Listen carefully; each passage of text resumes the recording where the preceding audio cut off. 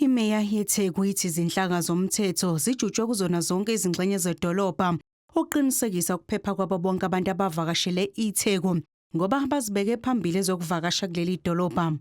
Sihlonze ezokuvakasha njengomkhakha obalekile ukufukula umnotho walapha eThekwini. We are a tourist city, so balekile ukuthi tourism ezokuvakasha siphakamise. Abantu abaningi mabefuna ukuma conference beza la eThekwini, bezofuna imidlalo emikhulu iza la eThekwini, bezofuna ungcebeleka beza la eThekwini. And sekubalekile ke manje ukuthi sikhuphule izinto zobumnandi abathi bezobefika eThekwini bakwazi ukuthi basithola. Umkhandlu weTheku uthi amabhishi angama-23 aphephile ukubhukuda.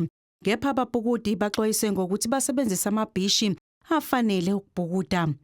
All our beaches are clean, which is the biggest draw card. More than 60% of people who come here, they want to come to the beaches and also entertainment in general around this place. So you can see it for yourself. People are coming since yesterday when there was a lot more sunshine than this morning. People were here.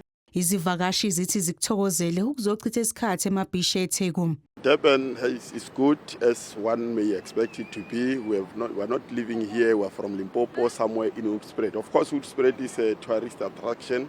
Why we're not that much of not expecting a lot to happen. But Durban has always been like this. Idolobha leTheku belilindele izivakashi ezilinganiselwa ku-1.2 million ngalama holide ephasika.